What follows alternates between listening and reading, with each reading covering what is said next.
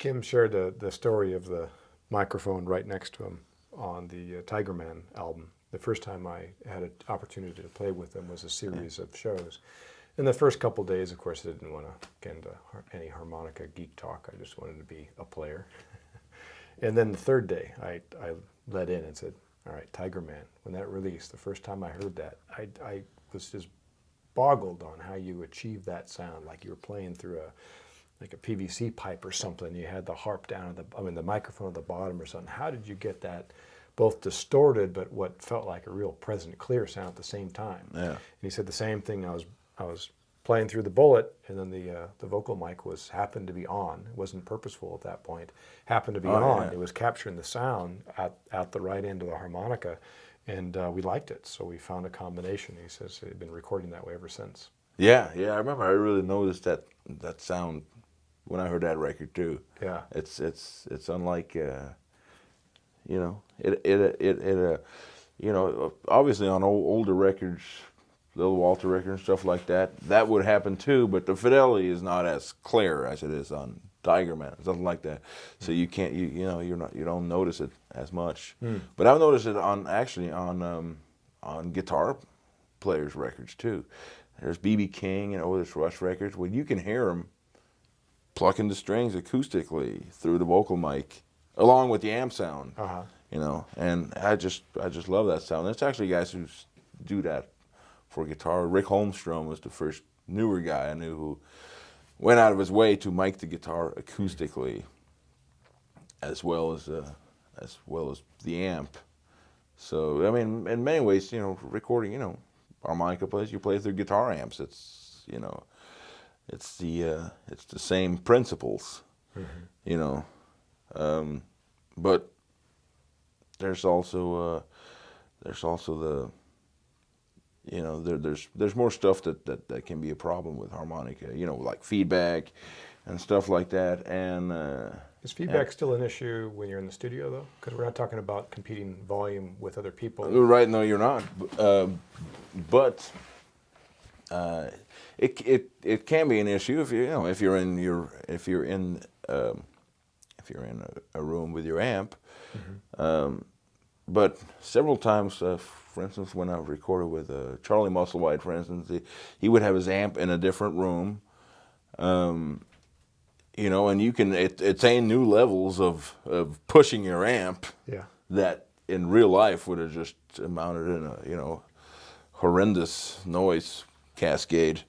So that's that's something you can do. A pushed amp always sounds pretty good, I think, for recording.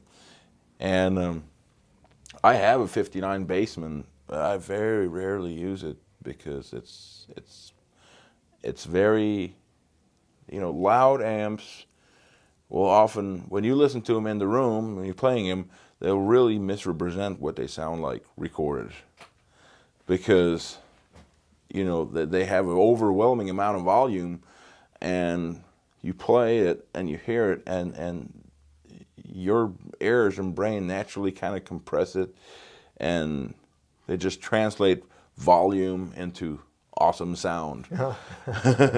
and like I said, microphones don't do that. Wait, that's a t-shirt right there. My amplifier translates volume into awesome sound. No, your brain does. Your brain, yeah. Amplifier, that's an inanimate object.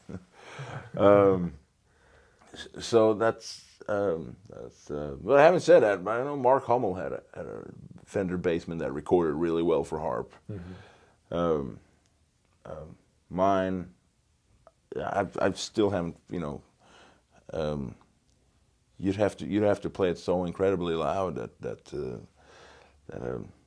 I like my Champ, or I got a Tweed Deluxe, or any of these all these Masco and I don't know what it says, Rolodex amps that Radolec. This is kind of a rare beast. Yeah.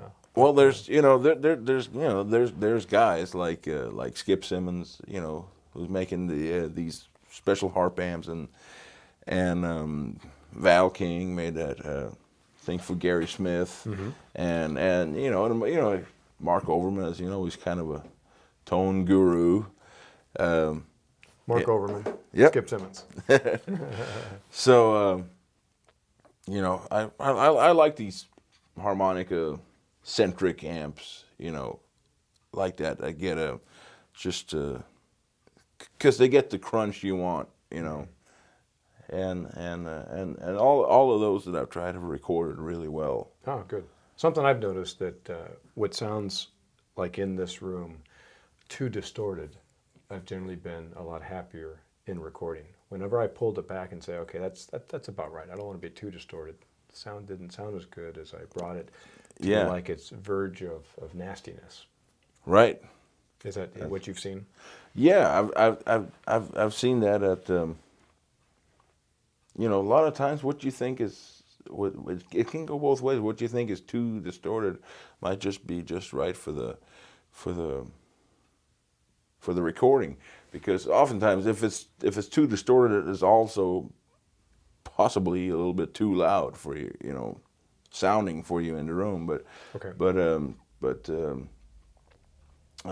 when you, especially if you record with, you know, with one mic pretty close to the amp, that distortion can translate into a bigger sound, you know, recorded, and not, and if it's just on the verge, when it's a cleaner sound, that can often translate into kind of a thinner sound, recorded.